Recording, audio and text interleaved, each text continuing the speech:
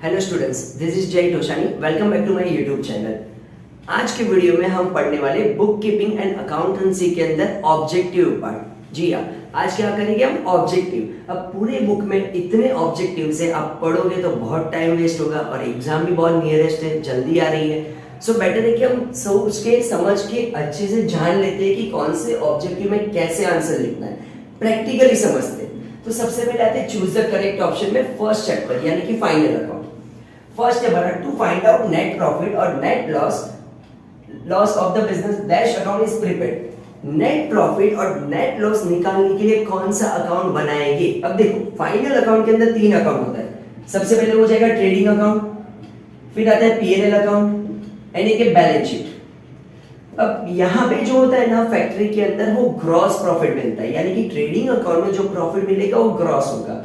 So profit and loss account के अंदर जो प्रॉफिट मिलेगा ना वो फाइनल यानी कि नेट प्रॉफिट और नेट लॉस मिलता है। यहाँ पे नेट प्रॉफिट मिलता है और यहाँ पे आया तो नेट लॉस होता है। सो इन शॉर्ट हमारे इस क्वेश्चन का आंसर हो जाएगा प्रॉफिट एंड लॉस अकाउंट। कौन सा account? Profit and loss account. Okay, अब आते हैं second. A dash is an intangible asset. ऐसा कौन सा एसेट है, कौन सा एसेट जो इनटेंजिबल है।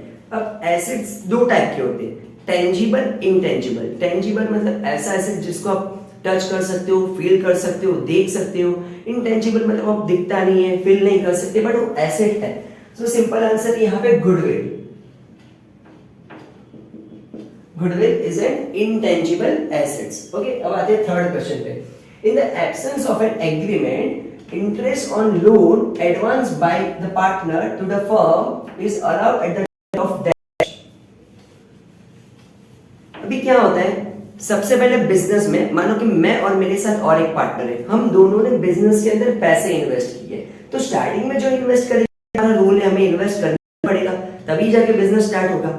अब क्या होता है, फर्म को वापस पैसे की जरूरत पड़ती है, तभी पैसा लाएगा कौन? तो क्या होता है कि जो पार्टनर होंगे ना, वही पैसे बिजनेस को देंगे एज अ लोन। अब देखो, हम लोग बिजनेस में पैसे एज अ लोन दे रहे हैं, तो कुछ ना कुछ इंटरेस्ट तो बनता ही है। तो यहाँ पे ऐसा है कि जब भी अग्रीमेंट नहीं बना है तो इंटरेस्ट रेट कौन सा रहेगा? तो एक नॉर्मल आंसर इसका 6%। अगर यहाँ पे rate liability of a partners in a partnership business is dash. अब पार्टनरशिप फर्म के अंदर पार्टनर्स की लायबिलिटी कितनी होती है? मान लो कि मैं और मेरे साथ और एक पार्टनर है, ठीक है, जय और वीरू। अब बिजनेस में कल नुकसान होता है तो कौन चुकाएगा? थोड़ी ना हम बाहर से मांगने जाएंगे, ऑब्वियसली हम ही लोगों को हमारा पर्सनल प्रॉपर्टी सेल करके भी बिजनेस की डेट चुकानी है। सो इन शॉर्ट यहाँ पे पार्टनर्स की लायबिलिटी अनलिमिटेड होती है, तो आंसर हमारा आएगा unlimited. Okay, next, the Indian partnership act is in force since. अब इंडियन पार्टनरशिप एक्ट क्या है? 1932। ये आपने ऑलरेडी थियरी में कहीं ना कहीं पढ़ा ही रहेगा। सो पार्टनरशिप एक्ट अगर आपको पूछते हैं तो आपका आंसर रहेगा 1932। देखो, ये सारी चीजें मैं आपको चूज द करेक्ट ऑप्शन में सिलेक्ट करने के लिए आएगी, मैं आपको यहाँ पर डायरेक्ट आंसर बता रहा हूँ। 6 है, maximum number of partners in a firm are dash according to the companies act 2030। मतलब पार्टनरशिप फर्म के अंदर मैक्सिमम कितने पार्टनर्स अलाउ है। तो पहले कैसे रूल हुआ करता था कि सेक्टर्स को दो पार्ट में डिवाइड करते थे, बैंकिंग एंड नॉन बैंकिंग।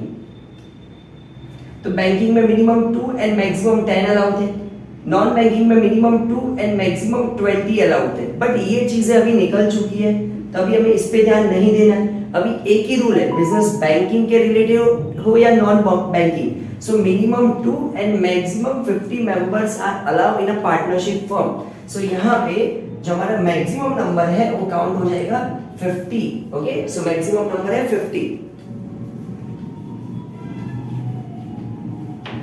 उसके बाद 7, when dates of drawing are not given, interest on drawing is charged for dash months।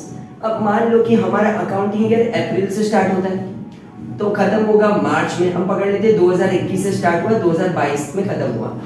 मैंने मेरे पर्सनल यूज के लिए बिजनेस में से पैसे उठाए जैन मंथ में। कौन से मंथ में? जैन मंथ में, जैन 2022। बट है ना, बुक्स ऑफ अकाउंट के अंदर रिकॉर्ड नहीं है कि मैंने कौन से महीने में उठाया।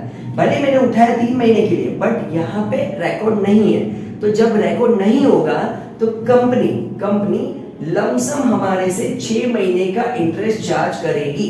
अगर डेट दिया है तो उतने महीने का ही कंसीडर होगा अगर मेंशन है तो।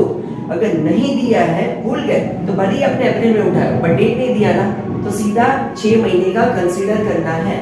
सो यहाँ पे आंसर होगा 6 मंथ। Okay, pause 1।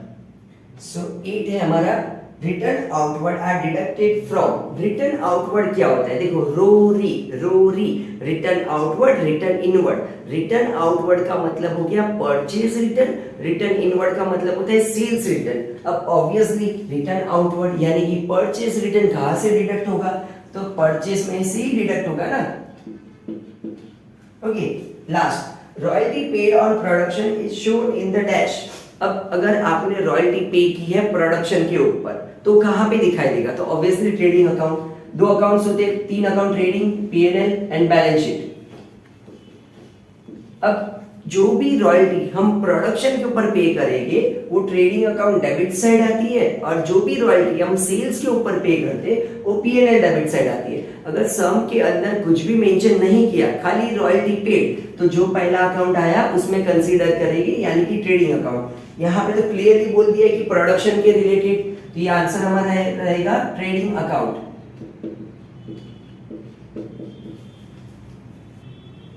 सो अब आगे chapter number 2, accounts for not for profit concern. जो आपने एनपीओ तो पढ़ा ही होगा। एनपीओ का क्या होता है? उनका मेन मोटिव होता है प्रॉफिट कमाना नहीं, सर्विस प्रोवाइड करना। चलो उसके ऑब्जेक्टिव भी देख लेते हैं। सबसे पहले, donation for scholarship fund is dash.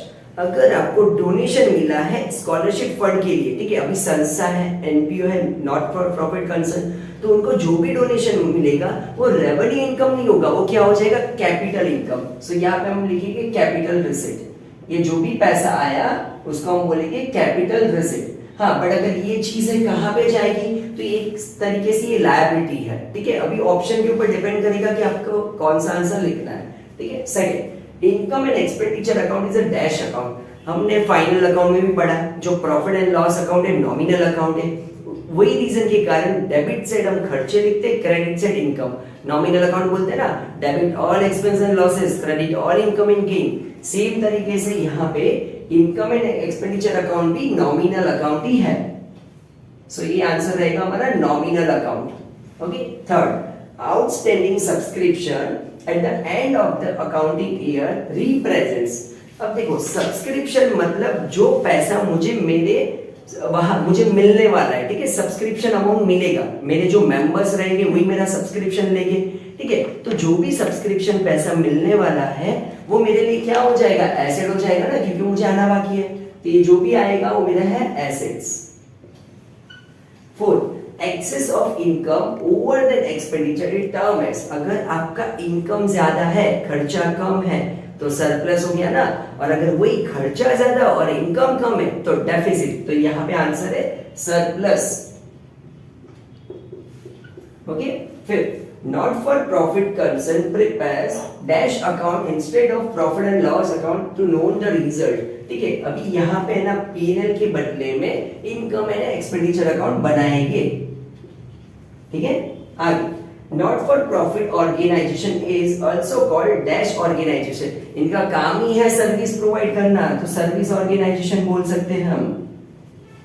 Next, expenditure on purchase of building is a dash expenditure. अगर मैंने खर्चा किया बिल्डिंग को खरीदने के लिए, क्या किया? बिल्डिंग को खरीदने के लिए मैंने खर्चा किया, तो वो मेरा रेवेन्यू खर्चा नहीं है, मेरा कैपिटल बनने वाला है। सो यहाँ पे आंसर आएगा कैपिटल एक्सपेंडिचर। ओके, आगे, only dash income and expenses are shown in the income and expenditure account. अब कौन सा इनकम एंड एक्सपेंस शो करेगा इनकम एंड एक्सपेंडिचर अकाउंट के अंदर? तो करंट ईयर का जो खर्चा और इनकम होता है, यानी कि रेवेन्यू ले सकते हैं हम लोग। तो रेवेन्यू इनकम और रेवेन्यू एक्सपेंडिचर यहाँ पे शो करेगा। ओके, सो हमारे 2 चैप्टर्स के यहाँ पे कंप्लीट हुए। कंटिन्यू करेंगे 3rd चैप्टर से। Thank you.